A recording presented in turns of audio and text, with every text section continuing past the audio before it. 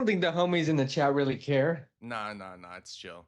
We Hey, on we imagine on they that jump on. fucking chiller Imagine they time. jump on the chat like, "Where are you at?" If anything, it's probably good if they're waiting. Okay, so what's poppin', everybody? We live now. What up? What up? What up? This is You know what I technically noticed is. episode 66 of the Perry All right, Punch show, by the way. Go here we ahead. go.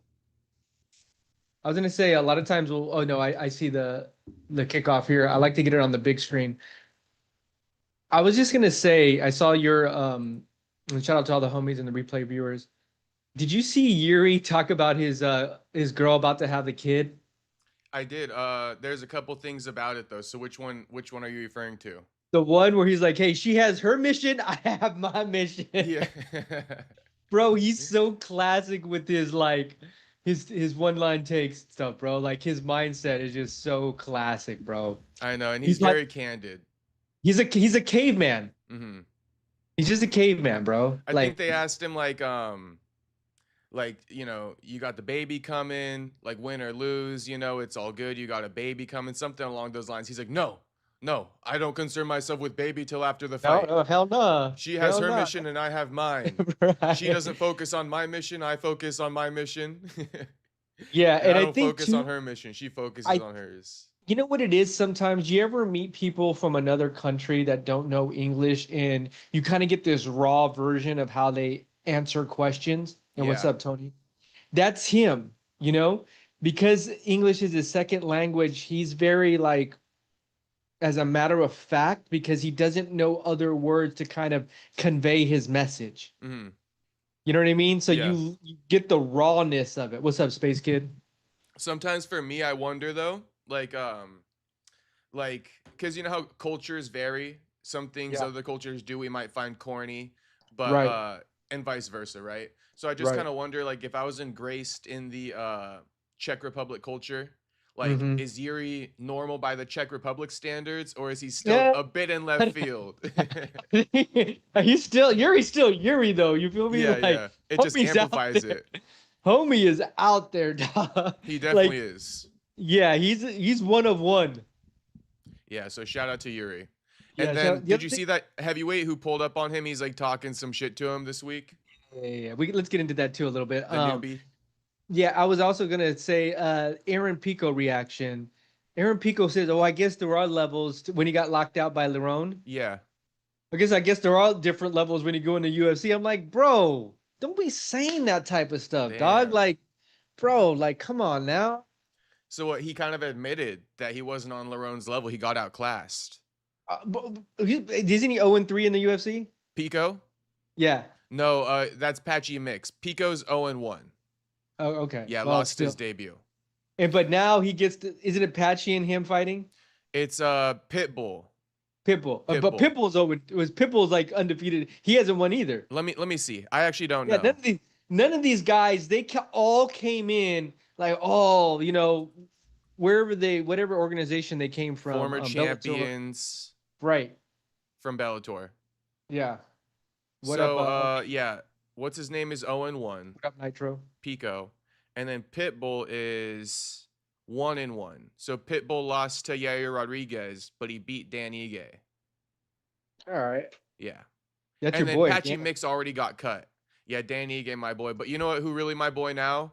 Who? No offense. It's really not this dirty, but it's like Malik Wazel Costa. That's really my boy now. Oh, bro, no, that's the homie, He dog. he put Dan Ige's spark out. That's Bro, really my boy. bro, he's a homie, dude. Yeah, Like that's the he's homie on for another sure. level. He'll walk through anybody we just said. Hey, so speaking of Malik Wazelda, real quick, somebody asked me in the chat last night. They're like, "Who do you think is next for Aaron Pico if he beats not Patchy but Pitbull?" And I was looking at the rankings. I think Malik Wazel is right there because it goes Malik Wazel, Pitbull's right underneath him. So if Aaron Pico beats Pitbull, fight the guy ranked above the guy you just beat. Yeah, I mean, I don't know. I'd rather see Costa fight someone a lot higher because I think he's ready for it. Okay. But that's just me. There was one other person. Let me look real quick. But go ahead and say whatever you want to say. Yeah. No, that's just me. But just when I saw that reaction from Pico, because I think it was on Media Day today when he said that, he said Perry kissed the wall. I don't know what that means. Oh. That's okay. I'm not reading the chat right now. I'll look at it in a second though. Oh, I was gonna say or Kevin Viejos. I mean, that's easy. That maybe that's not easy money, but they don't want to put two rising stars, I think. I know. But here, catch me on this one though. Kevin, It after could be his a good win, fight. it could be a good fight, right? Kevin, Yeah. after his win, they were talking about like shooting him up to the top, like #1 rankings type Too shit. soon. But he was saying he was counteracting it and being like, honestly, like I'm cool with some developmental fights. Like he even Yeah. called out Cub Swanson, who's not even ranked. So, you know, Mhm. maybe if Kevin really is adamant on fighting below, Aaron Pico probably wants a fast track. Maybe they meet in the middle, scrap it Yeah. out. Best of both Yeah. worlds. I mean, I'm not Win-win. sold on Pico either, so Not that I'm sold I'm on not sold. Pico, but it's like we signed him to you know, either become a champion or not, and we can speed run this one. That's why I'm kind of on like giving him these good guys. And if he loses, he loses. Like I'm okay with Pico losing. Oh yeah, yeah. So Yeah, like when you say we don't want the two guys to lose, like honestly, I really don't even care if Pico loses. Like I yeah, really don't even yeah. care that much. I'm with you on that. I'm Yeah. with you on that. I mean, but I just wanted to start it off, bro. I, it was a setup, dog. It, Renato it was that was a setup. set The up. homie got set the up, bro. Everybody called it. I mean, he admitted to it. Duncan admitted he used to get sub by him in training. Everybody predicted, you know, Renato by sub. We all were right. Oh, bro, that was a setup of setups right there. Yeah, Walk I through. really liked Renato's performance in there. He showed that Yeah, there's levels. What I liked clean. about Renato is he just stood right in front of Chris Duncan and took his best shots. And as Yeah, soon as he took it after that first round, he's like this. He's like, all right, that's the best you got. Whap, whap, whap. And then yeah. submission and it's over with. It's like, damn, bro. He big brothered him. Yeah, definitely. Big brothered him. Took his And best shots, stood there, and put him away. and we knew it too when we were talking about it last week. I mean, this was a real step up for Chris Duncan. I mean, like a real step up. I don't even know how they gave him that fight, but we saw what happened. Hmm. Yeah. Yeah. What did you make of Moicano's post-fight comments? I mean, I got some things to say about it. We could Hey, talk bro, about he it loves all. Jesus, dog. He's He a does love big Jesus. Jesus. He's a big Jesus guy, bro. He did it better than Joe Pfeiffer did the week prior. Bro, like Easter died on the cross. Like, there's no better love for Jesus than that. Hmm. No, he shouted it out for sure on Easter Sunday too. Basically, Right. the day Right. before. Good timing. You I mean, but that's I mean, Moicano's. he's also talking He's about the great on the war and mic. shit. He's great on the mic, bro. He's that whole package that you want. Hmm. And that He's a was whole raw, not even right. rehearsed or anything. That was raw. And that's just natural him though, right? Hmm. You gotta, but you know, I like what he talked about before. Like, did you see him at the desk with all the guys after the fight? Yeah, he's calling out like Brian Ortega, Well, yeah, but not only that, you see what he said about Chill, that he used to hate him. right? But what did he learn? That you know it's part of promotion. Right, that Yeah. mouthpiece. Hmm. And I think Moicano has it naturally. He just let it. Now he understands. You got to let it out. Right. Because He I lets think his emotions come out. yeah, because he's educated, you know, so he knows about what's going on, so he could speak on it. And naturally, I think it works very well for him in general. Yeah. People who are educated, like even I know it's gonna sound crazy, but like hear me out, right? But you know, because there's two types of people, right? People who try to like learn things, and people who kind of just like they go around, but they're not really trying to invest too heavily in these narratives that don't involve them, right? Um, but you got three guys who are big old stars. So I won't say Hinato's the biggest star, but we're just kind of big up in him right now because it was a great post fight speech.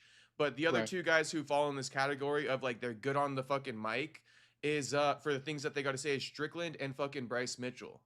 But it's like Yeah. I'm not saying everything that they do is right or good necessarily, but I'm saying that like you know people who are educated they develop opinions and you know that's what people want to hear is like your opinion about something Yeah. you Love you know or hate him. it's Love kind love of him a or hate him. yeah, it's like a hack. Like if you can be educated on current events and you can share that opinion in a like a deliverable message, it resides with a lot of fans. Right. Yeah. Yeah. And that's something a lot of guys aren't doing, you know. They're just kind of like, yeah, my win, blah blah blah. Go Seahawks. And it's like, I mean, you could do that. You could do that if you want to, but and you don't even have to get political. It's just like that's just one example of like being able to talk. I'm just kind of breaking down like how they're able to talk because they're educated. You know, Mm-hmm. because when there's a war going on, and I'm not calling them educated, but let me just put it like this: because when there's a war When you going on, current right, events. he goes and Yeah. looks into it, right? He Googles Yeah. why is the U.S. attacking Iran, and then like he could speak about it. So Mm-hmm. Mm-hmm. yeah, that's kind of the story there. But No, we haven't really like, addressed any topics yet, have we? no, but Moicano, like the dude could be deadly, right? Like we know he's a top 10 guy for sure. That we already knew. Yeah, The question is, can he make a champion run? I don't know, but he got paid. yeah. I'm doubtful of the championship run too. I think that he said it well in the post-fight press conference where he's like, "Who the fuck is Chris Duncan?" You know, I get it. I get it. It's a catch-22 because he lost the title fight to Islam. You know, he's coming off of 2 losses. So, you know, I know in hindsight, after just dogging him out like that, it looks like I shouldn't have got him in the first place. But, like, you know, okay, Hanato, you got Duncan. You were on a bit of a losing skid. Now, let's reward Hanato with, like, pay-per-view slots against, like, guys who he could sell a fight with because he could still do that. You know, he's still of that caliber. We just weren't sure if he's washed yet, so we had to put him up against Chris Duncan to find out. It's kind of the way I saw it. Well, I mean, not only that, but that wasn't he originally slated to fight? Ortega, I think that's why he's still calling him out. Right, I believe. Yeah, Yeah, so like there was a fight there. there That was. that fell out. This kind of became the backup plan. He was running his story. So I mean, like he was, it wasn't. That's not what was slotted in the beginning, but that's what happened. No, that's a good point because if it was Ortega, that's exactly who Henato's looking to continue fighting. Guys of that caliber, not like up and comers. So it was just Yeah, maybe and like I some think he beats Ortega. happenstance. Yeah, and I think he beats Ortega. Yeah, yeah, they could run it. He's calling him Yeah, out they'd run it. still. Didn't, and I think he wanted to avenge the loss, right? Does he have a loss with Ortega? Maybe. Let me Because I see. think that was his other thing. Like he wanted to avenge his loss. These Maybe that guys was been around forever, that's why. Oh wait. Let me see. I think either that or he was saying he wants to give BSD a chance to avenge his loss to him. Mm, Cuz he was speaking about a loss. Oh no, gotcha. he lost to BSD. So he wants to avenge the BSD loss. Or Okay. he's down to or sorry. Dan Holy Hooker. shit. Hang on. Hang on. Hey, the Renato homie's gonna check. Moicano. Cross fact fact process. Yeah, because Benil Dariush, that's a B and a D, so I kind of got confused there. I can't believe Renato lost a unanimous decision to Benil Dariush. Damn, he was You down know what? bad. But Neil outclassed him. He just outdid him. I remember that fight because I think I had Moicano, but Benil like he was more tactical. I didn't see it. And it was like it was just a one step ahead of him in winning in each round. Mm, So no, okay. I remember that. I think it was 2-3. Okay, so I remember the press conference though. He's down to fight Brian Ortega, but he's also down to fight BSD and give him a And Dan chance Hooker. to avenge the loss. And Dan And Hooker Dan Hooker. too. Yeah. Yeah. Those are So all good, all good. good fights, good matchups, ranked above him, so it All works right. out. Dan So Hooker, the I first, mean, dude is just washed though. Yeah, let's they I'll could still run it. watch a They fight. could run I'll it. still watch exactly. I'll still watch that fight. Yeah, they could run it. Put that as a co-main. I'm all in. So That's a good UFC co-main. 327 was that the first topic? Yeah, it was, but I wanted to say one thing about UFC Vegas 115 real quick. Just because we're on Okay. it, this could be maybe the last thing. We could also just give let's give a couple honorable mentions to the card and then let's do 327. But since we've been Okay. speaking about it this whole time, let's just finish it. 320 or sorry, Vegas 115. Renato on the post-fight press conference, he said this card was fucking shit. So I got a couple things just to talk to you about with it. It's like Okay. here's my stance on it. The card on paper was fucking shit. It turned out to be a good card, right? It turned out to be good. There were good finishes on there. I enjoyed it. You know, that homie Ethan Ewing and shit like that from Anaheim, California. It was some good shit, right? But the problem I have with it that I will side with Moicano, and again, I forgot about the whole Brian Ortega fell out. So it would have drawn in some other viewers. But to Moicano's point, it's like the card was so shit to where like these good fights that took place, no new viewers tuned in to catch these stars that were on display, like an Ethan and like some of the other guys, like McMillan, right? No new people tuned in to see the main event. So as a result of that, these young up and coming stars that we got that showed out, you know, they didn't get introduced to a new audience. Audience, yeah. It's the same old hardcore audience who knew them before they stepped in there. So that's the Yeah. issue I have is like, make sure you guys are giving us good main events to still draw in the casual viewer. Because to be honest, half of the hardcores didn't even tune in. I was using this example and saying, like, you got a homie who stays home every Saturday to watch the UFC, and his homies ask him every weekend, can you come out? Can you come out? And he stays home, right? Gambling his fucking life away, whatever it is.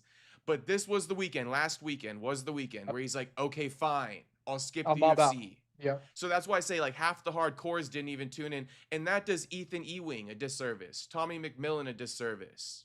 Yeah. And so, you know. No, I 100% agree with you. Like, even we said this before on last week's episode, though. You know what I mean? Like, we kind of called it, and it turned out that way. Yeah, there were some good fights, but the new person or the guy that, bro, even low key, the diehard, not the diehards, but like the guys are like going to work on Monday, like, oh, did you see that fight last weekend? Yes. You know that? Did you see Conor Co fight? Did you see Alice Pereira fight? John Jones fight? Those guys. That block of people, that even Yuri, Carlos, Ulberg, they don't know who those guys are. Not really, because they've done a poor job of And I promoting love this Carlos card. Ulberg. Yeah, I love this card too, but the goes back to what you just said. Like, there's an audience that just don't know. There's no like water cooler talk these days. No. And, you know, just the fact that even if it was Brian Ortega and Renato Moicano, is that water cooler talk? It's not really. Brian Ortega does have a following. He does. Right? A diehard type of following from the West Coast. Moicano got his following too, right? So I think you have these two followings that would have attracted each other toward that. And you needed a better co-main, though. But that's a fight night for you, right? Right. And the one thing I see, or that I would just point out as an issue with the Ortega versus Moicano, if we're trying to maximize hype, is it's like you got two guys who have essentially fought for titles and lost. And like, you know, they fought a couple fights after that and they've still kind of just been mid-tier. So it's like in a main event, right? People like to see in a main event this kind of like progression to be seen. If you've kind of reached your top progression and there's nowhere to go from there, like you've reached your ceiling, so to speak, it makes it, because it's like, who does he fight? Who does he beat? But it's like, we kind of know who these guys can fight and beat at this stage in time. And I think too, like the Sean Strickland versus, was it Hernandez? Yeah. That's a good card. That's a good one. Definitely. Right. You're getting your popcorn for that one, you know? Because you know Sean Strickland could be right in the title run after this fight. You know, Hernandez could have been right in the title run after if he got a win. So there was more on the line for them too. This was like, what's after this? Right. Now, you know what's funny too? I was just watching Aiden Ross and Dana White's stream. And I just caught this. You gotta almost watch the clip yourself to catch the vibe of it, but I'll just kind of break it down real quick.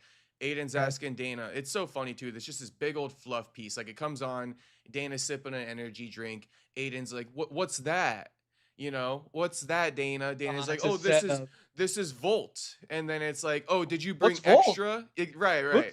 They're just acting. Did you bring extra? Like he really wants some. Hey, did you grab me one? Dana's like, oh, I got some in the car. Hey, Ernie, go get some in the car, Ernie. Some bullshit. He comes in with the drinks. Then it's like, oh, let's promote you know, UFC White House. Let's open up some card packets. Oh, let's talk about, you know, this other, oh, let's talk about Power Slap. It's like, bro, Dana's just coming on here and using your ass, Aiden. But speaking of Power Slap, that's what I wanted to zero in on, because Dana's coming on Aiden Ross to promote all of his businesses at one time. And it's like, we see through it, asshole. Anyway, the Power Slap thing. You know, Aiden's asking about it. So you got this event coming up and blah, blah, blah. Dana's saying like, we secured a new deal. And then Dana basically just says like, we secured a new deal with the MGM Grand. So we'll be hosting the events over there. You know, all the events moving forward are at MGM Grand. And so Aiden Ross tries to like keep the conversation and he goes, oh yeah, so no more Apex cards. And Dana responds, he's like, no, like Apex, no, not for Power Slap. And so it's just like, really, Dana? You had a fucking Apex card last week, and what about Apex? No, not for UFC. And so it's like, Homie's out here securing deals for Power Slap to make sure that they're not in the Apex, to get bigger venues because he actually cares about it. And meanwhile, he's still sticking it, keeping UFC fighters in the Apex. And don't even fucking lie to me anymore saying that it's chill. Because if it was so chill, go watch that clip. Anybody watching, go watch the Aiden Ross stream. It's like a 30-minute video on his YouTube. You just got to wait for the time to come up. But it's like, go watch that and tell me Dana didn't just insinuate that his precious Power Slap is too good for UFC White House. That production is for the Apex. Yeah. Apex, yeah. So just I'm gonna do hate to breaking news. I'm going through a Power Slap training camp this weekend. Oh, what does that mean? I have no clue what that even means. Nobody like knows, you're gonna learn to be a fucking power slapper, or nobody knows how long a training camp for Power Slap lasts. What the regimen is. Do you need a coach? Come on, are there Power Slap coaches? I probably their homie. Are there Power Slap gyms? I doubt it.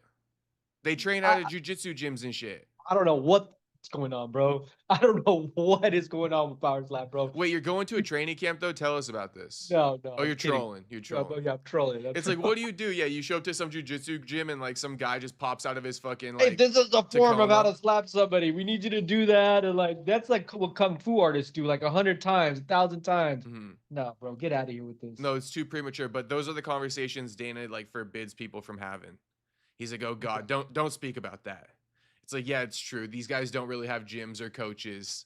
This is the first of their kind. How much does a training camp cost for a Power Slap? $5. $100? $5. You do the same shit. You just slap a fucking dummy. Dude, seriously. I mean, bro. how many hours a day do you train that? About 30 minutes? 30 minutes in the morning, 30 minutes at night? I want to know what the regimen is, bro. I honestly want to know what that regimen is like. Yeah, so shout out to Power Slap, but I wanted to point that out. Oh, yeah, like, shout out to Power Slap for sure. For sure. And I guess no shout out to the UFC. Power Slap, too good for Apex. UFC, my arms are shot. Workout killed my arms. Power Slap training camp, beer, drugs, meth, and wife beater. Severe soreness from my workout 2 days ago. Power Slap training camp, beer, drugs, meth, and a wife beater. That's too good. Oh, man. Shout out to all the boys in the chat. Tony Sal says Dana is the original Jew. Oh, jeez. Damn, shout out. You know what else, bro? The other day when I heard Dana talk, I don't know what Dana's relationship is like with his parents, but damn. I know. Dana's a weird guy. Jeez, bro. Dana's a weird guy. It must be really bad. He's like, I'm good with it. Yeah, I'm at peace with all that. Like, I don't think he didn't go to his dad's, but he went to his mom's funeral. I think opposite. I think he hates his mom more than his dad. I was like, damn, bro. Like, yeah. Homie got some issues.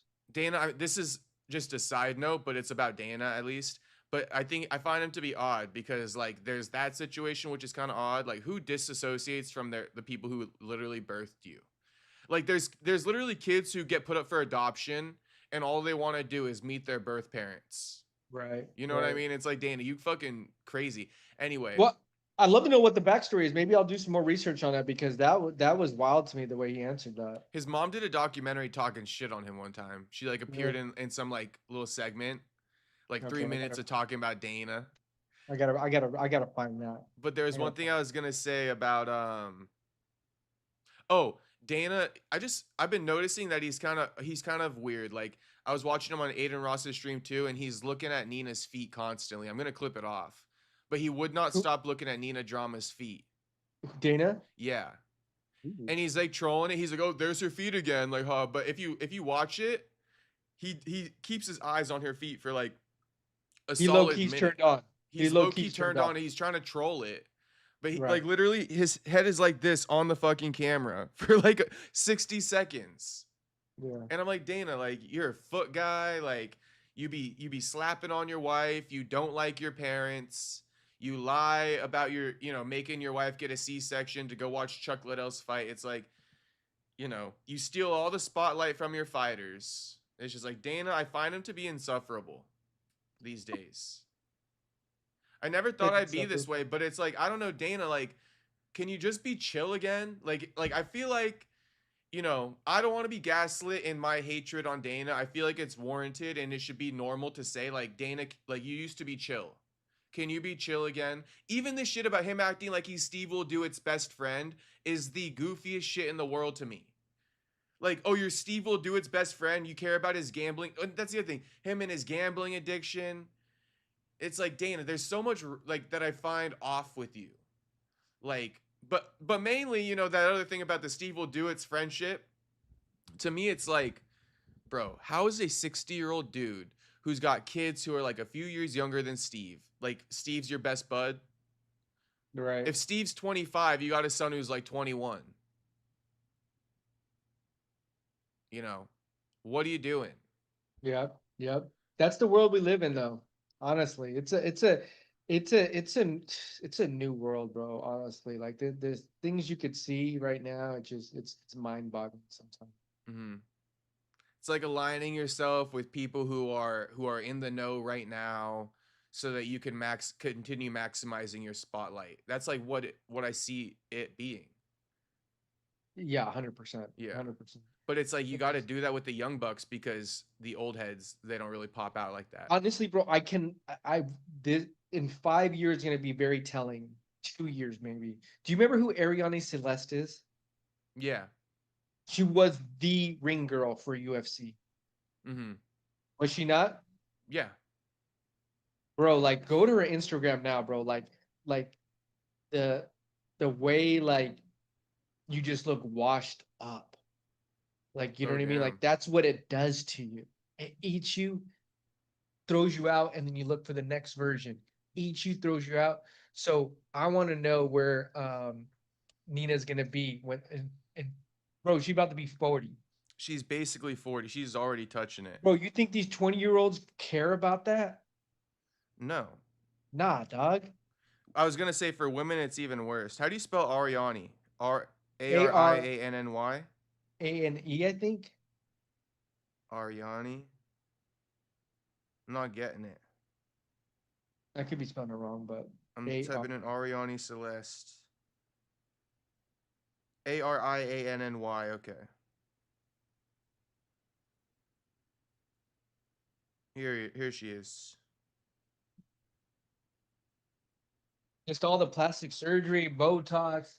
That's the one thing, Nina, I will say. She doesn't look like she's had a lot of plastic surgery or Botox, so I'll give her that. I see what you mean. I see what Yeah. you mean. But that's Father Time's undefeated, bro.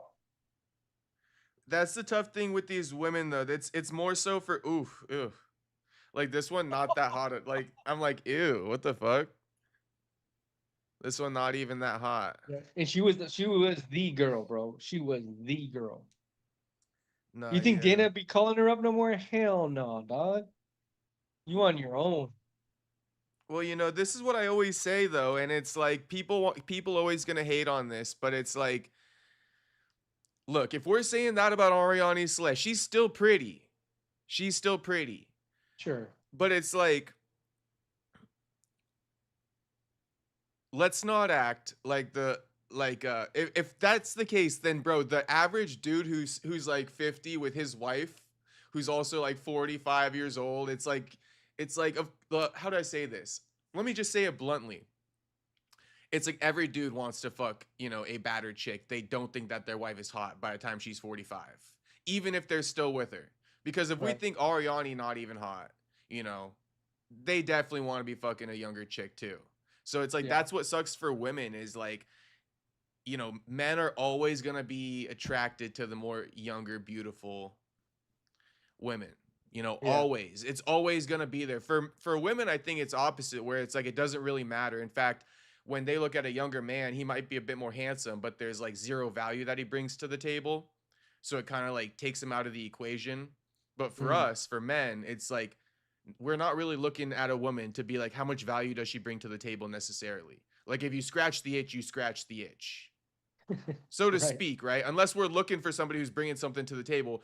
But guys are very complex. You know, we look for both at the same time a lot of times, right? There's an itch True. that wants to be scratched, and then we're also looking for a woman to bring value to the table. You know, it's Right. it's just Right. the nature of man, I guess you could say. But I'm bringing that up because it's like it is kind of crazy that we are calling Ariane Celeste washed because she's still badder than your average like 30-year-old. But the problem is like just that in itself, she's 30. And it's like women, once they're 30, there's just like this massive fall off.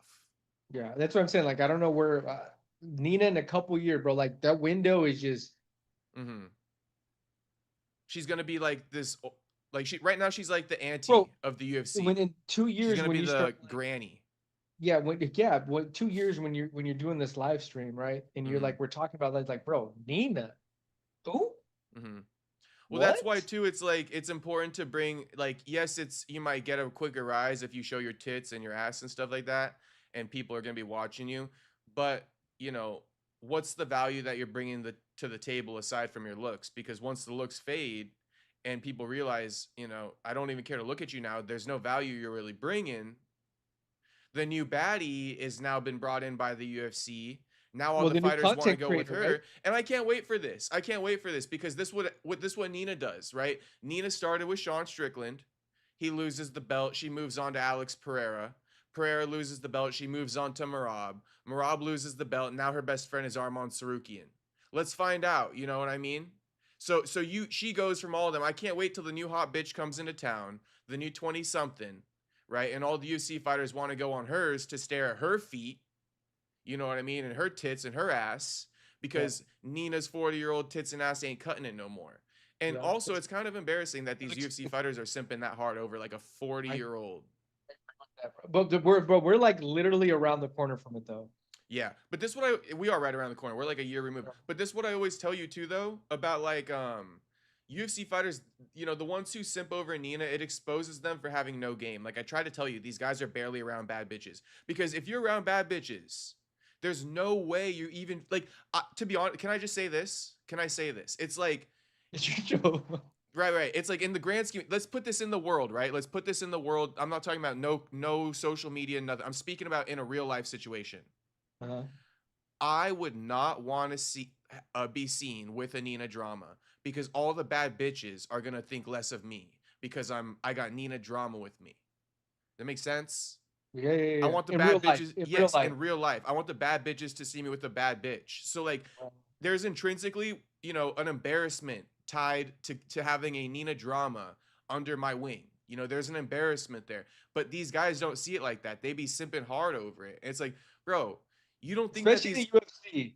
and think about these bad bitches who are like Arman's so hot, you know, whatever the case. I don't even know. But it's like these bad bitches who be liking Arman and Marab and shit, and then they see them simping over Nina. They're like, oh, you know, he don't get none. Mhm. Right? He kind of goofy. Yeah, they need to be going after like supermodels. They do, bro. They're UFC fighters. Like, I don't know, Yeah, get some game, act like it. what's her name? Is it Kylie? Kylie Jenner. Yeah, not Kendall. Kylie. Yeah, someone need to crack, like, you know, get in with the Kylie now, she celeb. bad, bro. And all her homegirls, that's a whole different level. Hmm. Kylie's the only one who didn't really go crazy on the like plastic surgery and stuff. Like she natural. She a model. She is. But bro, can you believe it? It's like that's what basically all the UFC fighters are taking turns dating Nina drama for fame. The same thing you're talking, it's like fucking ridiculous. They're all like taking their turn with Nina drama for fame. We really went off topic here. No, but this I like love being on this topic. Do you feel me on that though? They all fucking are dating Nina. It's like, bro, quit fucking going for Nina. Go get a bad bitch if you can. Oh, bring a new content creator to the table that's like on that level because there's thousands of content creators that are females that are like top notch, million followers on Instagram.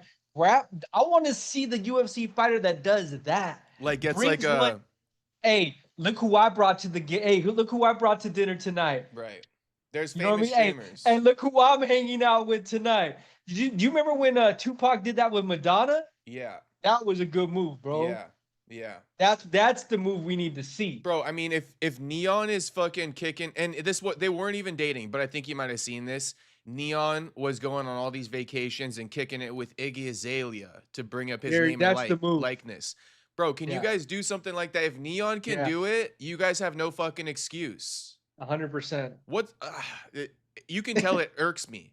It irks me because it's like, bro, you need to start when you do these interviews with these guys. You need to start telling them like, "What's up? What are we doing here?" I know, but it's like then it's like I feel bad because like watch me get on them, you know, and then it's like, oh, I fuck with Nina. It's like, well, then what am I really gonna say? Like, shit, man. Now I just look like the asshole. But why? I, That's the next question. Why? why? Why? Right. I think because they get infatuated with the tits and ass and they think she kind of bad. They want to Bro, like little flirty like you moment with just said her. though, bro, like that's I don't Yeah, it's embarrassing. I'll say it for you. You know, you don't got to be the dick. I'll be the dick. It's embarrassing, bro. You don't the baddies who are watching you, they're disappointed in you, simping over a Nina drama. They are. They are. There's no way. There's no two ways to say it. Okay, we can move on from that. I feel better now. But I will just read this last chat. Tuxedo, thank you for the $2 dono. He says, I stare at them too, referring to Dana White staring at Nina's feet. So yeah, shout out to homie for the dono. do your thing. You could introduce. Oh, and one more. Sorry. Tuxedo goes. They are 5'7" lightweights. It's over for them. I mean, that is. Armand is 5'7". That is kind of true. So all right, but still, Armand could get a bad bitch, bro. He got $1 million in the bank. He spends. You hear that he spends like 700K every month. I was seeing what you had sent to me. Yeah, that's crazy. Yeah. So it's like fuck it that he's 5'7". His money 7 foot tall, baby. Yeah. Okay. Yeah, his money stacks up 7 foot tall. So really, it don't even matter. And how old is Armin? Stand on the money. He's 7 foot. How old is Armin? Armand's 29. Yeah, he's perfect age, bro. Do whatever you want to do. Just get some new like content creators though, bro. Yeah, like we need to really switch this up. We need to switch it up. You know, Nina is a bit stale, and I mean, I don't want to be on Nina too much, but I feel like I'm hating now, which is fine. You know, sometimes I'm just a hater, but you know, yeah. Let's get them with someone else. Anything you want to bring up? You can kind of direct us into the next topic if you like. No, the 320. I mean, we went over 115, 327. Van gets pushed to he got pushed to 328, right? Apparently, yeah. Yeah, and so now we just got Yuri versus Carlos Ulberg. Bro, like from start to finish, the card is pretty much stacked from prelims to all the way to the fight. I wish they would have like switched up the rotation of the fight card though. I don't know if that Paulo Costa, I mean, co-main, I'm not sold on that as a co-main.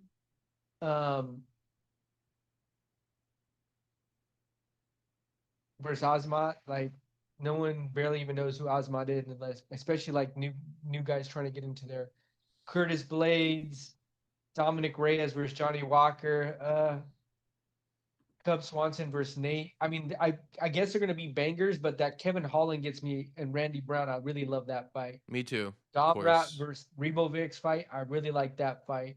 A lot of fans do.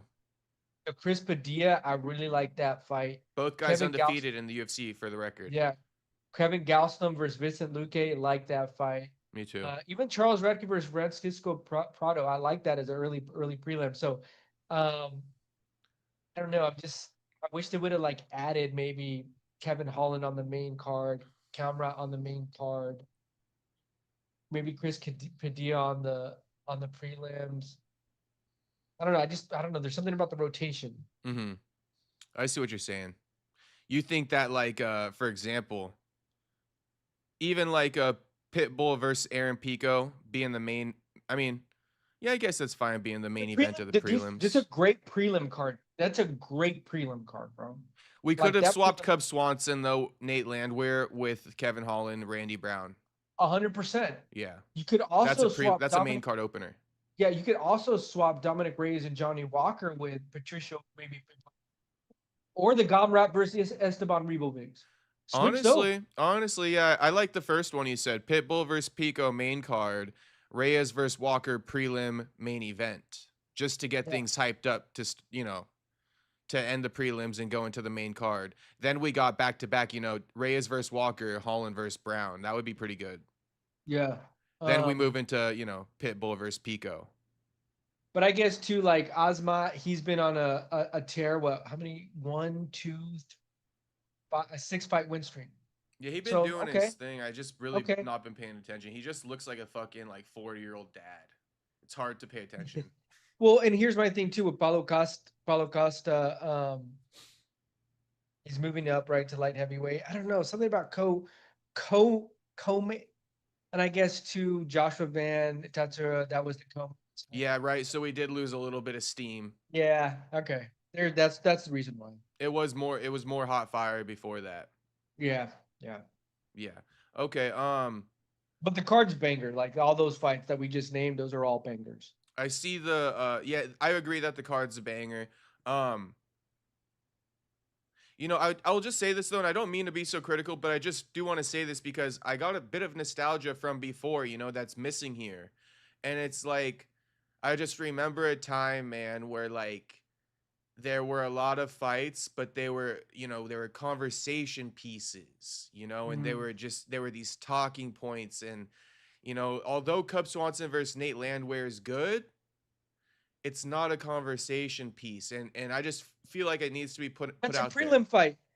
No, I know, but Paulo Costa Ozma, is that a conversation piece? Mm. Curtis Blades Hokit, conversation. I will make a conversation out of it, but before it was like O'Malley versus Peter Yan and they weren't even fighting for a belt. Like, I miss those times. I know we're probably just in a lull. We're going to come back, but there was a time where like the cards were good, but there was also this storyline behind it. And I feel like we miss a lot of the storyline, but I don't want to down this card. It's a good card. It's just that Yeah, it in is a good card. 2024, there would be a lot of storylines behind each fight too. And unfortunately, I feel like we're just waiting for the fights. They're going to be good, but there's not much to say about it going into it. Yeah. I mean, we're spoiled too. I mean, don't get me wrong. Like looking even at the Dominic Reyes, Johnny Walker. I mean, you got Dominic Reyes was on a nice little roll. He did get knocked out previously, but Carlos Ulberg, right? Mm-hmm. Johnny Walker then gets he was losing and then gets his knockout.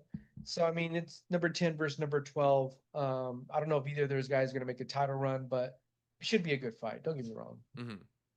And the Club Swanson, I get it. Versus Nate, that's a matchmaker fight, right? Because they expect someone to get knocked out. Yeah. That's why And they Nate put it Landwehr there. brings it every time. Right. And they know it's going to be a scrappy, good fight Mm-hmm. to start off the card. Cub Swanson's retirement fight. Now I will speak about Curtis Blades, Josh Hokit. I see Hokit's plus 120. I'm gonna go Curtis Blades, man. I'm rocking with Curtis Blades on this one. And you know what? But that's why this is a great matchmaker fight because they're putting a guy is on a roll against a dog. Mm-hmm. So that is a good fight. I like that fight. That's Honestly, the conversation piece I got. Honestly, that should have been the co-main. Could be. It could be. Only Because the thing is other one, Hokit's only 2-0 you know in the why you UFC. can't start a conversation for the co-main? Hmm. Because one, Paulo Costa was moving up, so he has no storyline in that division. Yeah, it's true. You know what I mean? Like, and so I think his last fight was coming off a loss. Oh no, he beat Kopilov. Like he outstruck Kopilov. That's true. But now he's moving up, so he needs to get a knockout to really make this a conversation. By the next time we talk. Right. And just to even sum up that part about lacking conversation pieces, I'll give you an example of a fight that we're missing on here. When I say we are missing that conversation piece for the lower fights, here's what I think this card is missing, right? And we got it on the next one, so it's all good. But just because it's like I know that the UFC is capable of more, so I feel like I'm always gonna push it, push it. Even if it's good, it's like I'm gonna push it. I feel like it's capable of more.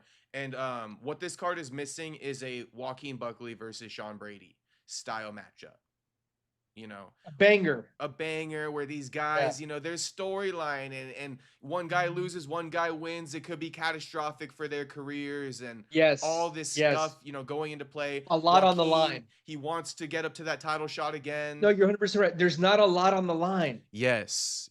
That's what it is. There's not a lot on the line. So if we could recreate that somehow, some way, by the end of this year, I'd be happy again. But here's the thing, like the Rebovics, Gamrat, there's a lot on the line. Rebovics is trying to get in that top 15. He can't lose this fight, bro. Mm-hmm. Gamrat, he doesn't want to lose that position. And the thing about Rebovics is if he loses to Gamrot, he's going to be another flash in the pan. Right. He's going to be another Bahamondes. Bahamondes. Yeah. It doesn't matter how many fight of the nights you get. If you lose it every time, right? Yep. You're kind of fucked. And it seems like he does lose the majority of his fight of the night fights. Although he's only 15-2. Let's see. Yeah. No, oh I no, mean, no, he actually beat Zellhuber. That was fight of the night. But he so lost no, to Nazrat, beat I remember Elvis. He's good. because he lost to what's his name? Harkpost? Yeah. Oh, he even beat Terrence McKinney. Yeah, no, dude, he's a dog. But when he lost to Nasrat with that head kick, I was like, oh. Yeah. So he's a dog, but he got caught. So Oh this no, is like his. he lost to Nazrat by split decision. It says. Oh, was it? Yeah, Okay. yeah. That's right. I think you're talking about Oh no, Quill. Quillen knocked Yeah. out Nasrat. Yeah. Yeah, that's right. Now look where Quillen's at. Mm-hmm. You know what? Honestly, how we were talking about the welterweight division. We're now getting into the realm with the lightweight. You got Rizium right there. Mm-hmm. You have Quillen right there. Um, there's another guy at the top of my head I can't think of, and you have Rico Bix trying to get in there. Mm-hmm. Rico Bix has a good if he finishes it, he's gonna be back in that conversation. Okay. We'll see how Ribovics does this weekend then. If he beats Gamrot, you know, they're probably gonna start pushing him up there. Oh yeah, he beats Gamrot, bro. He's automatic top 15. Yeah. Oh, Manuel Torres. That's what it is. Manuel Torres, Farazium, Quillen. We'll see what happens with Ribovics right now. Bro, that's 4 good fighters right there. Right, Loco. But he has to get the finish. He has to finish Gamrot. Okay. That's the way to get in the conversation. He does have he hasn't got a finish since McKinney. But early on in his career before the UFC signed him, all finishes. Yeah. All finishes, so. And remember, Joe Alvarez was in that division. He was a rising star. I love this next fight they got him against. Mm-hmm. He's coming up against the guy that came from another organization. He's like a Russian or. Yeah, I'm trying to think of his name. Yaroslav. Yeah. Yes. Yeah, it's a good fight. I think that's a great matchup. I like it as well. I like that one. Anyway, we're getting up. I'm getting excited. No, it's good. It's good. See, I love upcoming guys, though. You already know that. No, that's why I'm usually prelim gang. Yeah, the lightweight division. I would say. Now, I don't want to be on him too much, but if I feel like I'd be not keeping it a buck with the people if I just didn't get this one off my chest. So I'll just say, out of all the prospects in the lightweight division that you just mentioned, I will just say I think homie that's fighting this weekend is probably the lowest of the bunch. Ribovics? Yeah, I'd say, Loco, that's what I mean. He has to get a finish. Right, but he'll be in that bunch if he gets a finish. Yeah, if we talk on next Wednesday and he got a decision, we're gonna be like, cool.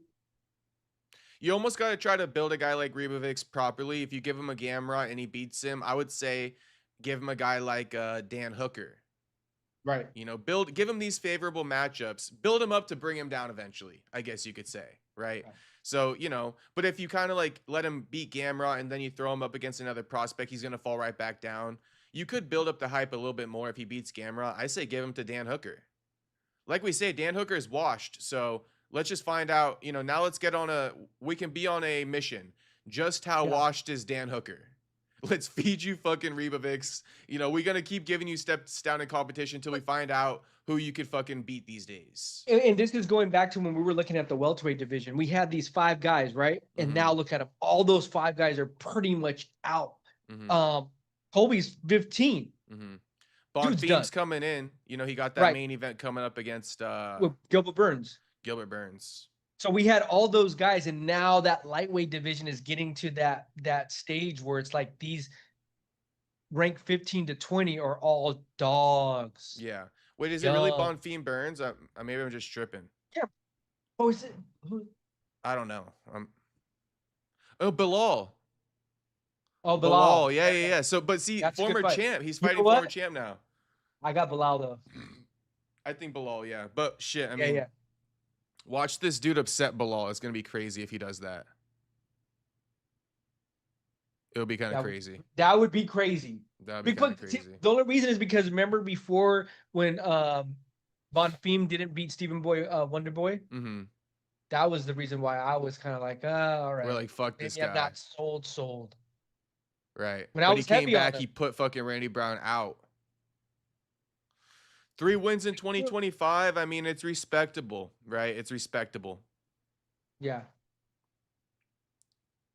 Yeah, he's active if he's healthy. It looks like he had 1 fight in 2024, but again, 3 in 2023.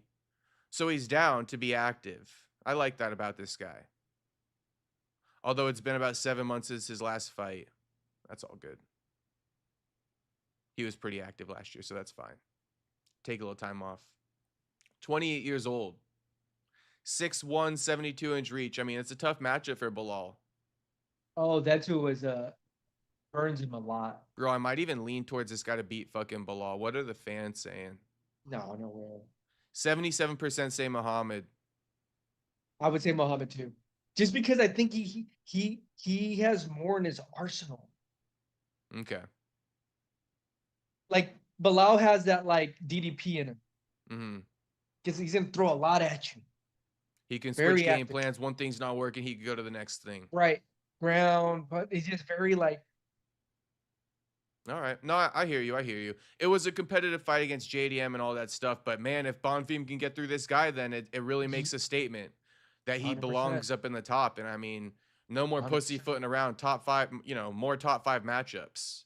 Yeah. What's Bilal even Yeah. ranked? I mean, Bilal's like fucking barely removed from being the champion. I mean, homie's getting the number 4 He's like ranked number guy 3. as number 10. Yeah. That's No, wild. this is a step up. Yeah. It's a step up. Step Yeah. up. Joaquin as the number 9, getting 6 Sean Brady. So these guys are looking to move up. Maybe with both of them winning, they run it with each other. Buckley versus Bonfim or something. Yeah.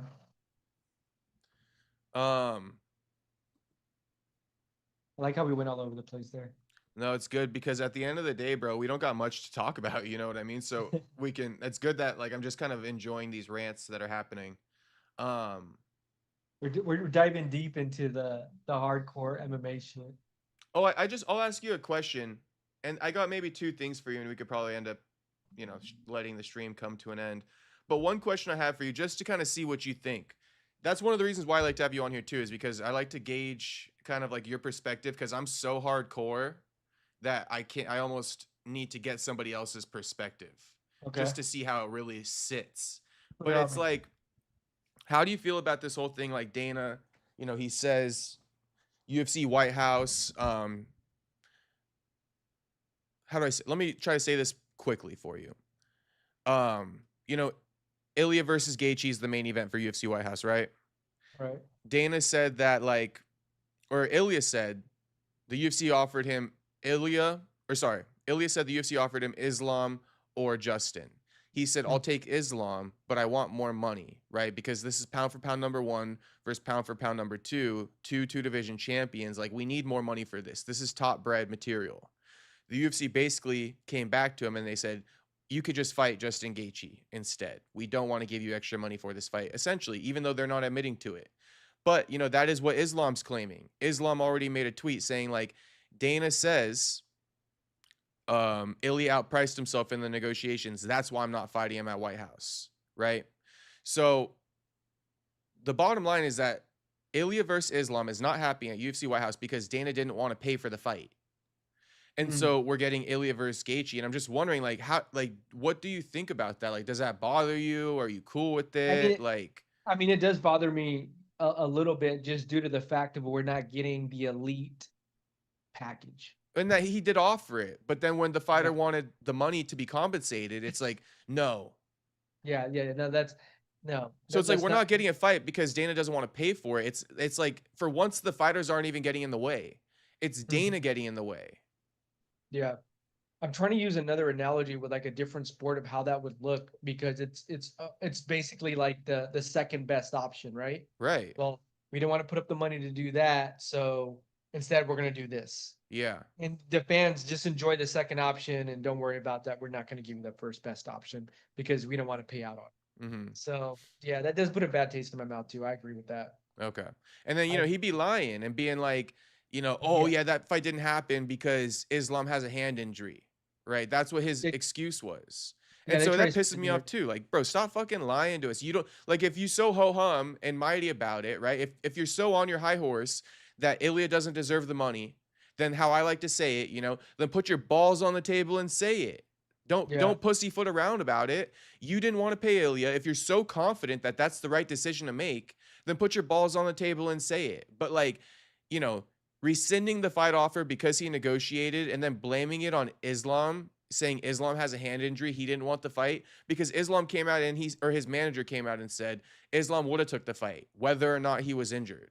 So that's why Dana had to answer for it again. But it's like, that's what pisses me off. If you're so confident about that decision, right? Because you should be doing best by the UFC. You should be trying to make the best fight the best. So if that's your guiding compass for your morals, then fucking put your balls on the table and admit to us that you didn't want to pay for that fight. And while you're at it, admit that it's also as a byproduct because you overspent on UFC White House for Donald Trump's birthday. So Donald Trump's birthday is worth more money than your fucking top fighters in the promotion. The top two, the cream of the crop, the cream has officially risen to the top here with Ilya and Islam. It finally rose to the top, but we don't got enough money to pay for it because you dropped it all on Donald Trump's B-Day, somebody who doesn't even step in the cage and fucking fight.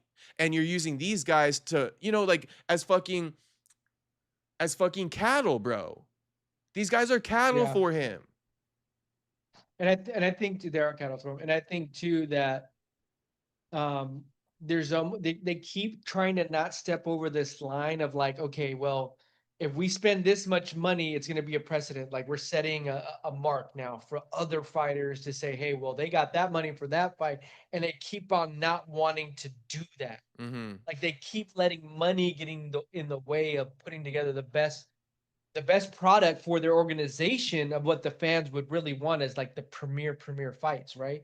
No, exactly. And so they that's perfectly said, to be honest. The result is what we're getting. Yeah, will we still be happy? I guess. Yeah, but there will always be this point of view of like there could have been something better though. And so I don't know. It's an interesting conversation for sure. In other words of what you're saying too, it's like the UFC is at where it's at right now because they are trying to corner the fighters into taking less money than they feel they're worth, and the fighters are bargaining back and saying we'd like to have 20 million, not 15. And the UFC's like, fine, well then you suffer and the fans suffer, and we already made our money with Paramount, so we really don't suffer either way. We just got to put on the show. Yeah. And it's like that's how we all feel. That's how we all feel we're being treated. Like everyone gets fucked but you guys. Mm-hmm. And it's frustrating. It's almost like in the NFL, like when they have like a playoff game, right? They really want to put Patrick Mahomes versus Tom Brady. Mm-hmm. Like that's the money, right? Mm-hmm. I mean, Tom Brady's retired now, but I mean at the premier stages, right? If they had to like say, hey, we got to give Tom Brady another $50 million and Patrick Mahomes another $50 million to get him on there to do that, they would do it. Mm-hmm. Because that's just elite. Everybody's tuning in. That's what you want, right? Everybody's that's what you want. In. Right. Islam versus Ilya, everybody's bottom line, everybody's tuning in. Mm-hmm. Justin Ilya, we'll tune in. See how I said it? See how my inflection was different? Because it gets to a point where like people are gonna say that, oh, you gonna watch the Ilya fight? Oh, who's Ilya fighting? Justin Gaethje. And you're gonna hear this. No, I'm gonna go do something else. Or they may even say who? Yeah, to some degree. You say Islam, we know who we're talking about. Mm-hmm. We don't know who's gonna win that. But you say Islam or Ilya versus Justin, we know who's winning. We know, but we don't know. I'm speaking as a matter of fact. And it's even like the Alex Pierre versus Cyril Gane. If you said Alex Pierre versus John Jones, mm-hmm. Whoa, right? Whoa, we're tuning in. Cyril Gane, I'm tuning in. I'll tune in to watch him get fucking knocked out. But who knows Cyril Gane? Huh? Not many people. Who knows? I mean, the diehards, right? The diehards, yeah. Right, but that would have been epic, bro. You know how Deontay Wilder said that crazy thing about busting a nut on his baby mama's stomach last week? You don't know about this? I'm trying to tie it in right now because I'm saying this because crazy transition. I know, right? I know. I got in my own world and I could not let that thought go. Oh wow! You know how I'm gonna tie this in. That's crazy work by Jacob right there. Here how I'm gonna tie this in. Yeah, Okay, so you said how nobody knows Cyril Gahn. yeah. And that's why I brought up this Deontay Wilder thing, because I've been saying this in the stream too, so the boys in the chat know, but I'll say it to you. It's like the way you get people to know Cyril Gahn is by, you know, Piers Morgan, right? Yeah. Is by and that's where Deontay said that clip about busting a nut on his mom's or his baby mama's stomach. So that's how you get Cyril Gahn known. You know, let me give you a better example. What kind of crazy ass shit do you think Joaquin Buckley would say in an interview with Piers Morgan? Ooh, it would be wild. It would be at least 3 viral ass clips. Just somehow, some way, it's gonna happen. You got the whitest fucking European dude known to man, you know, and asking the craziest questions. Asking crazy questions to Joaquin, who's unapologetically himself, and let's just call it what it is, completely opposite culturally. Right? It's magic in the making. But you know who goes on Piers Morgan instead? Dana. And that's why people don't know these fighters. Bro, if these fighters got the opportunity to say something like that in front of that type of audience, they go viral on the big stage. The only chance these fighters have to go viral is at these fucking press conferences. It's not enough. It's because it's because they're not at these press conferences, they're not capitalizing off the mainstream fan base that a Piers Morgan, a Club Shay Shay brings to the table. I love that you said that. Big boy. I love that you said that would be epic, bro. If they had a media day, Piers Morgan, Shay Shay, like you said, big boy. We could probably add a couple other ones in there during fight week. You're gonna get a lot more people tune in. Right. A lot more. Dude, we just gave UFC $1 million idea. $1 billion idea. I mean, think about it like this too, right? Dana White's big boy interview where he claimed he made his wife up her pregnancy to a month earlier or something so that he could go watch the Chuck Liddell fight. You realize that was getting posted last week, but that big boy interview happened like 6 months ago. Wow. And you see, that's what Dana's stealing from his fighters, right? I didn't know who he was until I saw him make the video about him. So you might not know who this guy is, but this guy, Moist Critical, he's like a YouTube commentator type guy. Comments on pop culture topics. He made a video on Dana for the big boy interview that he did, right? But that's what's happening, right? A top YouTuber reacting to a big boy Dana White. If a UFC fighter who's got some crazy balls to say some wild shit on big boy, right? Moist Critical, who doesn't comment on the UFC, but he comments on pop culture, right? And a UFC fighter interview with big boy falls under pop culture. He could react to that and he could, you know, break down a story about a crazy UFC fighter and put that UFC fighter on to his million+ subscribers plus big boys 700, you know, million+ whatever over there, right? And that's, but you know who's getting all this is Dana. That's the story I'm telling you about, like, you know, manipulating and getting all these audiences. Who should be getting he's like the last person, right? Because we're not tuning in for Dana every week. Yeah, we do, but bro, we're tuning into the fighters too. And like, give these guys moments, spotlights to tell their story and give us a reason to watch. And it's not like the UFC couldn't make that call. Like, hey, big boy, Breakfast Club, Shay Shay, Pierce, we want you on interview. We want you to interview the big fight with Yuri. Dude, Yuri would go crazy on all those platforms. Joaquin, Yuri, we're starting to get it, right? Right. So like, and who's to say they're not making these calls? Because how does Dana get on there? Right? They're making the calls. They got the connections. 100% they're making the calls. They're gatekeeping. You know, they have opportunities at their foot because and they're actually holding it back. Dana's the real star. Dana's the real star and is bigger than all the fighters. Of course. And he always wants that. We all know that. But then it's also like Dana's the real star. And God forbid that these guys' names get bigger because you're going to have to fucking pay them. Yeah, that's true. That's another thing. Yeah. And then we go full circle because that's why the UFC is where it's at today. Dana's trying to corner his guys into taking less money. They don't want to take it. So we and they, the fighters, ultimately suffer from a lesser product. But the UFC, shit, lick that thumb one more time, count out a couple more blue-faced babies off that 7.7 billion. The money's been made, boys. He said, let's get shot on the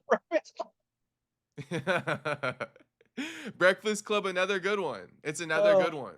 Yeah, bro. Hey, I got like 10 minutes. So how do we end it? We're pretty much done. We're pretty much Okay, hold on. done. Before we end, man, bro, what is your reaction on the Pooh Shiesty Gucci Mane? Oh, Bro, that's crazy. yeah. I mean, Pooh Shiesty, he like, I don't know what you want to call it. Is he the world's best criminal or the world's worst criminal, like gangster style? Like, because by the street status, they're probably gonna praise that. But I Oh mean, yeah, to me, that's 100%. nothing but stupid ass behavior. 100, yeah, 100% and 100%. Yeah. 100%. Bro, because that is crazy work to like kidnap and Gucci Mane got kidnapped. And did you know some of the backstory there? There's so much of a backstory. I believe Pooh Shiesty's, I want to say it was cousin was murdered, Mm-hmm. and then Gucci Mane slept with Pooh Shiesty's mom. Oh shit. And so, bro, Pooh Shiesty, I think it was cousin that was murdered, was signed under Gucci Mane's label, and they didn't for pay him directly. It was like so many different things. So Pooh Shiesty's hella salty, first of all. Mm-hmm. Hella So shiesty. he was salty, and then he was held on a contract too with Gucci. Yeah, and then they you know, to rob him and to like kidnap him, crazy work, bro. Is it true they had him sign him off of his record deal? That's what That I it's don't all know. over, right? I don't know. I still need to go back to Whack 100 and all these other Okay. I bloggers got a too. better one for you. Once, if you got anything else to say about this one, though, you Right, could which finish one? it. No, no, This is more hits way closer to home for you. uh, You didn't see that Poetic Flacco posted yeah, his I new did see that. documentary With YG. revealing Draco the Ruler's killer? Yeah, yeah, I did I see mean, that. that's some crazy shit. He That's some named crazy him. work too, He bro. named Yeah, him. And I don't know if you follow No Jumper, but No Jumper, they got a host on the Tuesday show, Munchie B. Okay. Munchie B, I think he's a blood because he always says B team, but he's also blind. So I guess, he's a part of the guy that Flacco revealed as the killer, because uh-huh. that's crazy how he's like, LAPD, you drag your feet for another week, I'm revealing the killer. That's crazy work. That's That's what he crazy. did. He came out and he posted on social media, and then he dropped the video. But anyway, Munchie B's pissed about it because the killer is a blood that he knows. Like, it's his close affiliate. So he knows that basically Munchie B, the Tuesday host, he's always known Draco's killer. And he's pissed off because Flacco threatened to reveal it, and he did. And now they're beefing. 2 employees for No Jumper because Flacco ratted on his homie. That's silly. Yeah. But yeah, I mean, that's your boy Draco. And then His killer got found and then the other story, little TJ shoots Offset. in the butt or something, right? Right. And then Offset's over there. They got the picture, the meme of Offset in the hospital gown smoking a cigarette. Bro, little TJ gets out of jail, bro. I saw him walking out of jail, taking off his shirt and shit like that, being all hood, being all gangster, being all bad. So, bro, he could have killed him. I mean, I don't even know. Did he really shoot him? Did he not? Did one of his goons do? Apparently, it's over 10K. I think that's a whole nother backstory too. I love that we can even talk about this right now. But Des Bryant, the football player from Okay. the Cowboys, Yeah, former Cowboys, wide receiver, Yeah. he reacted to that situation, and he spoke on, basically, he was in the hood with Offset one time by himself with Offset's homies, and Offset basically scammed him out of like 10K gambling too. So he basically is just saying like what they're claiming happened between him and TJ. He has a similar story, but he said that he chalked it up to the game because he was there by himself. He was lacking essentially. So he took the L. He took it on the chin. That's Des wild. Bryant. That's wild work, bro. Yeah. But I mean, that goes to say, right, that if that's Offset's character, he got away with it with Des Bryant. They're claiming that with TJ. I mean, I might be inclined to believe it now. And then what Offset from Migos, the one that was killed. Was it Takeoff? Takeoff, yeah. That was I mean, that was a dice game. there was something right? There was There something was a going dice on. game. Right, bro. And I think that was they were out of their neighborhood too, because I think that was in Houston. Mm-hmm. And crazy, bro. That whole gambling shit. It's like, you got money. What the fuck you got that little of a dick or something? Like, what are you trying to like get out of that? Like, you're trying to win a gambling thing so you could feel like a bigger macho man? Like, you already got the money. It's that world, right? It's that world of just, ego and What's all that of it. backwards world that they come It is from? a back. It is a backwards world. You know, You're right. don't snitch and Oh, instead kill your enemy. It's like, oh my gosh, bro. Everything you guys tell them to do is like the most backward. Like if you followed the street rule book backwards, you'd probably be a pretty successful individual. well, but because I mean, me too, been brainwashed. It's a problem. It's a huge problem. But I mean, yeah, and it's sad to say because, like I just said, you got a 40-something-year-old Offset, with all the money that he needs, right? He had a baddie in Cardi, he got babies. He risking it all just to fucking gamble and be a big man coming up on 10K. Like, who gives a fuck? Right, right, You ever 100%. heard, I mean, of course you have, but it's like Offset. You ever heard of the expression like, trying to go home tonight? Like, you trying to go home tonight, or are you trying to look tough or cool to a bunch of dudes who would probably take your life in an instant? Yep, They don't give a yep, shit about you, yep. but those are the same people you trying to And it was impress. funny too. The other day, I was watching a clip of this guy's like, "Why do I care if I take your life if I don't care about my life?" Yeah, people who got nothing to lose. Those are the you just got to steer clear of them. And then even like think about this, like when Nipsey Hussle's, memorial was last week. I mean, Nipsey Hussle was killed by someone from his own neighborhood. Mm-hmm. That's how foul this game is. Exactly. So In front of his own business. it's even more embarrassing when you're trying to like fucking impress them and getting shot in the ass over losing the 10K and then not paying it up. It's like a whole embarrassing. I mean, like No, he could have the been, whole but thing is embarrassing. he could have been killed. We could have one guy right now. Both stories. We could have one guy right now waiting to serve life in prison. One guy getting buried. One guy about to get life in prison. One guy getting buried. Mm-hmm. Kid, bro. Kids, all the. It's so sad, bro. It's so sad. Mm-hmm. Over gambling, not wanting to pay the debt, Just no, embarrassing. just over the lifestyle, bro. Gang culture. Mm-hmm. Fuck, fuck the Even gambling. just being willing to shoot over that stuff is just like so lame. Like, I guess that's a W for Des Bryant. To have And I the think awareness to say fuck the 10K, bro. And I'll I take think the L. Offset jumped one of little TJ's homies, so that kind of started it too. Did he at some point in time? Yeah, I think so.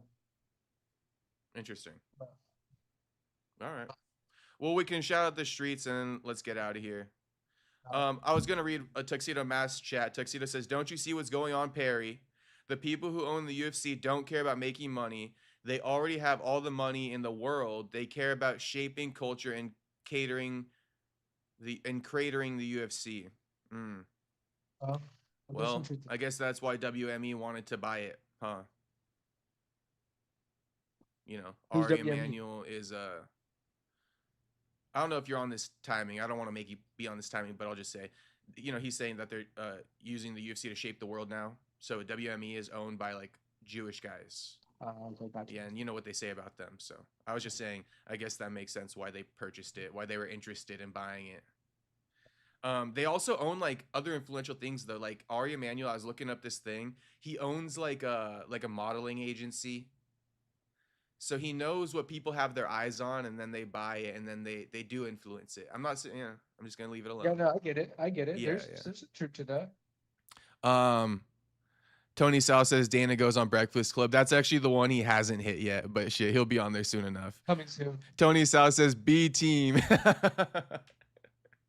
Yeah, shout out to. I mean, I don't want to shout out no gangs, but shout out to what's his name, Munchie B. Shout out to Munchie B. Oh, Tony South said B team and dropped the Buckley emoji. That's good. That's good. Little sack chaser says I'm broken. All right, let me read some comments where people are sharing their opinions. Otto says, I kind of like the style of the gang culture because I always been dressing that way since I was little. It's just that I don't like the fact that later on in the future I might have to shoot. Damn. Damn, so Otto not lacking though. He says, shit, I might have to get active. Free Tory Lanez. Free Tory Lanez. Shout out to Bloodhound. Tory Lanez. Apparently he is innocent, huh? No, Bloodhound. Let us know Vlad where was shit joking. from. Vlad was joking about that. Oh, Shit, but that's crazy too. Man, Tory Lanez got stepped fuck up in prison. That dude should be glad he's alive. yeah, that's true. That That's the work. Just don't be doing dumb shit like shooting a girl in the feet. You know, there's no Right. need. Juice says they need missiles to take Flacco's big ass out. uh, let me see. When being black goes wrong, I'm not really sure what that one's pertaining to. Yeah, because there's like a skit like when X goes wrong, like when keeping it real Mm-hmm. goes wrong on Dave Chappelle. Oh, Like keeping it real a little too hard. It's like, oh, hold on. yeah. So It's he like said, shit. You're not keeping it real. You kind of being dumb. right. Okay. Flacco gonna get slimed. Bloodhound Lil Jeff says, "Damn, yeah, that's what people are worried about. They're worried. Flacco not safe in LA now." Jew goes, "I kidnapped Gucci." Shout out. Uh. Oh, last time that happened, Izzy said he fucks dogs on the. Oh, That's what I mean, though, bro. That's the moments we need, Tony Sal. They only happen on these big platforms where Izzy's gonna say he bangs dogs. That's exactly what I was that talking about. that was crazy work too. That is crazy work.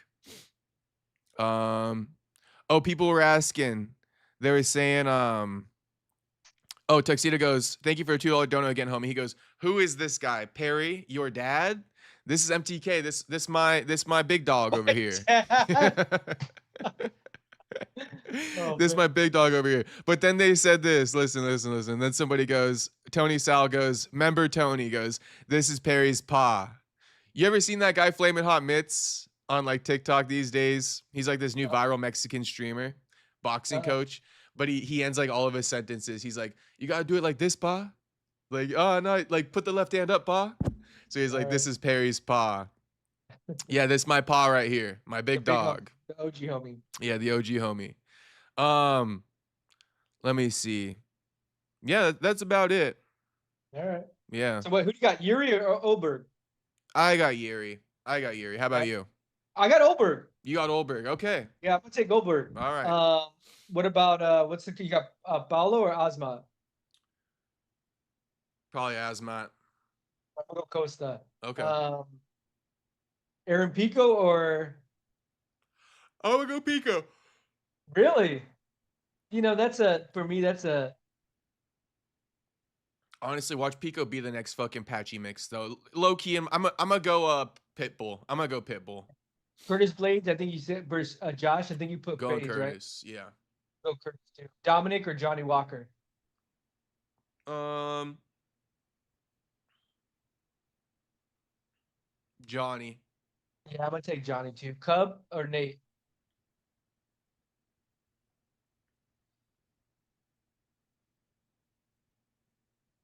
Cub. I'm gonna go Nate. I'm gonna go Nate. Tricio Pitbull, Aaron Pico.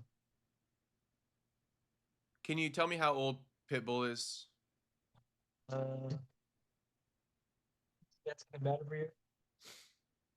Yeah, please. That's gonna be the determining factor. Yeah. 30. Oh, he's damn. He's 38. Okay, I'll go Pico. All right, I'm gonna go Pico too. Yeah. Ooh, Kevin Holland, Randy Brown. Oh man. Oh, You know, the problem with Randy, this is what I was saying, man. The problem with Randy is these are the ones he loses. The one, I mean, he lost it in but the his Kevin last too one. though. Kevin's the same Oh, I know story. the two head cases going up against each other almost. Right. I'm gonna take Randy. You're gonna take Randy. Yeah.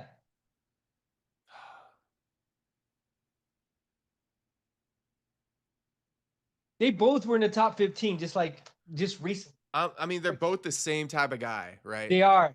But They I'm are. I'm gonna take Randy on a simple merit that Randy's just a bit more serious and he Yeah, cares more you know about what? winning a bit more. I agree with you. Yeah, Like his life is on the line almost. yeah. Like Can't lose this. he's You not can't gonna lose. play around. Kevin might play around a few times throughout the fight. Kevin's like, if I lose, I lose, whatever. He doesn't care. Right. Yeah, I'm gonna Gamrot go. versus Ribovics. Gamera versus Revovics. I'll go Gamrot. I'm gonna go Ribovics. I Okay. like how we're going opposite. Tatiana Suarez versus Lupi Gunens.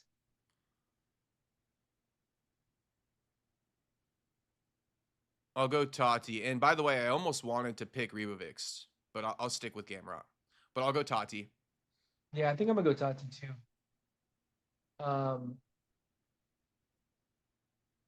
I'm gonna go Suarez. Let's see who's the next fight. Oh yeah. Oh, Chris Medina versus Marquel Medeiros. Oh, that's a tough one. That's a tough one. I'm gonna go Taco Padilla. I'm gonna go I'm gonna go Taco. Taco too. Yeah, That's I'm the gonna go homie, Taco. bro. That's the That's homie, the friend of homie. the program. Yeah, West Coast all day, Yeah, dog. Gardena, straight like OC. Yeah, So yeah, that's the homie. yeah, shout out to the Kelvin homie, Gastelum versus Vicente Luque. Kelvin. Huh? Kelvin. You going Kelvin? Kelvin. I want to go Kelvin because he is a dog, bro. But Vicente sometimes can turn it on. He can turn on. Keep this in mind. Keep this in mind. Kelvin, he been up at middleweight for like the last several years, like 5+ years. This fight's taking place at 85. Luque just bumping up to 85 for the first time. Oh, really? This is a middle. Oh, okay, okay. Yeah, yeah. So I don't know if that changes anything for you. It could be two things. You It know could what? be that like But here's the Vicente, thing. he's fully I don't. full I strength still. now. We don't know if Kelvin can still make that weight though. He always be. It's always iffy with him. Yeah, yeah, yeah, yeah. I'm gonna go Vicente. He's still an Vicente. OG too. Charles Radke versus Francisco Prado. It's another good fight. I'll go Radke. I don't really know Prado's skills, so I'll go Radke. Look, I'll go Prado though. He's Okay. on. He just lost his last one. He can't lose this one. He cannot lose this one. All right, that's the breakdown. Okay. Kevin from Chicago goes, I'm currently bricked. Thoughts? I'm glad to hear that it's working, homie. I'm glad to hear that it's working for you. Many men in America, wish they were bricked right now. Ain't that right? Oh, Prado, dude. Prado's on a 3-fight losing streak. Oh, Sheesh. yikes. You want to just come over to the fucking other I side? may, bro. But he loses this one. He's done. He lost to Zellhuber. He lost to Jake Matthews, and he lost to some other guy I don't even know. Radke got a bad attitude, so I don't really care. He could win. It's all good. Not that I dislike him, but I'm just saying Radke is kind of an asshole. He got a bad attitude. All right. He's kind of a brat. Thank you, Tuxedo, for the other $2 dono, homie, saying UFC is too masculine for the culture. Or I'll say it better. UFC is too masculine for the culture. Or no, I mean, how do I say this? He's trying to say that UFC is too masculine for the culture, so they're trying to change it. Basically meaning like they can't allow something to be this masculine existing in today's like metaverse, the UFC. That's why they're bringing it down. I hear you. I don't know. I'd love to hear I don't know MTK's about thoughts that on that. because Donald Trump's all over the place, so I don't know. Yeah. Oh, let me see. Donald Juice Trump says, just said we're gonna fucking blow him out of like this century. I So know. It's like, that's oh my pretty wild, gosh, bro. bro, chill out. I was thinking the same thing. I'm like, just man. I don't like to hear that stuff about really anything, but I'll stay out of it. Juice says MTK making Kevin from Chicago bricked. Gotta be the case. Gotta be the case. What does brick mean? Hard. Fully yeah. I'm done, not dog. flaccid. I'm out. It's a Chuck setup. I'm out, Buffalo. bro. All right, boys. Hey, shout out to all the boys who tuned in. Thanks for watching me and MTK this evening. Hope you boys enjoyed.